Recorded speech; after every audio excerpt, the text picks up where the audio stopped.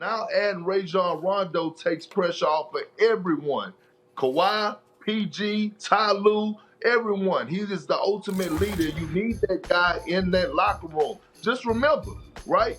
We all thought last year, and I'm not taking anything from Kyle Kuzma, with the Lakers. We thought that it was Anthony Davis, LeBron James, and Kyle Kuzma as a mini big three. Well, it turned out to be Anthony Davis, Anthony Davis, LeBron James, and Rajon Rondo when it mattered the most. Rajon Rondo is the one that stepped up in the finals and delivered in great fashion. So we all know what he's capable of doing. He's one of the best floor generals that this game has saw, and the Clippers definitely upgraded by acquiring him yesterday before the trade deadline. So the Clippers right now rank #1 in the Western Conference. I agree with everything you just said about Rondo. He is not just by reputation, but in fact an all-star when it matters most in the playoffs. And that gives him 3 all-stars when it matters most. It'll probably also help Paul George, who needs the help under pressure, and not make Kawhi into something he's really not, point forward. That's not really him. They also still have Batum and Patrick Beverley and Reggie Jackson and Marcus Morris and Serge Ibaka. They got a crew, but what they don't have, Perk, they don't have Lou Williams anymore. And in the offseason, if they could have just signed Rondo, they have him and Lou Williams. That's one thing.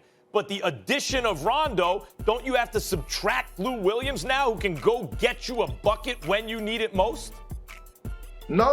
No, because Lou Will wasn't playing well. He was playing up and down this season, and you could tell in the energy that kind of, in my opinion, from watching the Clippers, that Lou Will and the Clippers have ran this course. Like, you could plug Reggie Jackson into that role, and he could be a guy that come off the bench and give you 15 a night. I was with Reggie. I watched him step up when we was in Oklahoma City as a young gun. He stepped up and came in off the bench when everybody was wondering, when we traded James Harden, who was going to be that third option. I watched Reggie Jackson do that. So you put Reggie Jackson in the role, he's capable of coming in and giving you that 15 points a night. By the way, Max, listen. Ty Lue is bringing Marcus Morris off the bench. You know why? He's kind of putting him in the 6-man role. So we have to remember, he's coming in and being aggressive. Nicholas Batum is the guy that's in the starting lineup. So they have enough depth, in my opinion, coming in off the bench to make up for the for the missing of Lou Will now that he's gone. Well, first of all, I don't have a problem with Lou Williams being gone in this respect. I know the brother can play. But let's understand a couple of things. Number one, he hasn't been the same since Doc Rivers departed. Playing for Ty Lue is a little bit different for him than playing for Doc Rivers. We know that. I think the acquisition of Luke Kennard hurt him. Now, Luke Kennard's only giving you about 19 minutes a game, okay? Only averaging about 7 points a game.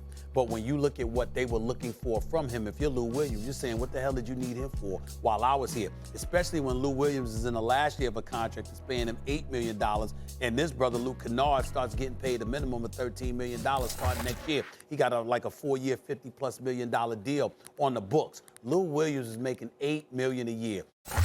Lou Williams, there's been an absence of inspiration. I don't think his skills, KP, have diminished that drastically. I just think there are some people that just need a new environment, a new place to go. Well, and I think he needed that, and that's why he's in Atlanta. The Reggie Jackson point is good. I think also Batum's career resurgence. He's had a renaissance in his career. I'm going to warn you, if you're going to bring up Nicholas Batum, never, ever, ever bring him up in the presence of Michael Jordan or anybody in Charlotte. Because right. I'm telling you that right now. He took the money, and that was it. Now, listen, Jordan doesn't speak about this. He wouldn't even talk to me about it, but I'm here to tell you something right now. It ain't no accident that you used to see Jordan on the bench, and then once Nicholas Batum arrived and stole all his money, you didn't see Jordan on the bench because he was scared he'd do something to him, because he felt like he got robbed. He robbed him. That Nicholas Batum, so it's kind of hard. But that's not that Nicholas Batum anymore. Not now. This is more like the Nicholas Batum who got them before he got the money. We'll see come playoff time, but my God, you talk about highway robbery. That man, he didn't just rob the Hornets, he robbed the city of Charlotte. He retired. He should have been arrested. He's actually coming out of retirement right now. Robbed him of money. Batum signed the deal and retired from basketball for a couple years. That's what I'm saying. You can't even bring him up around Michael Jordan. Can't even bring him up. But he's back now. And you look at like the rotation to your point about not needing Lou Williams as much, if you have Rondo and PG-13 and Kawhi and Ibaka and Morris and Batum and Beverly and Reggie Jackson, you got enough. Go ahead, KP.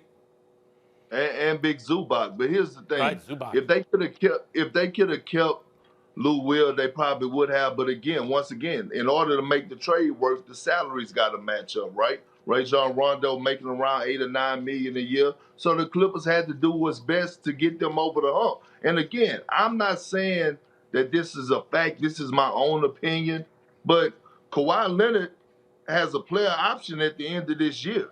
We don't know what he's going to do. So at the end of the day, the Clippers got to make sure that they put themselves in the best position possible to win a championship around Kawhi so they can make sure that he's signed back, whether it's next season or whatever, and for the long haul. So the Clippers got to make sure they do everything to try to win the championship this year or at least make it to the finals.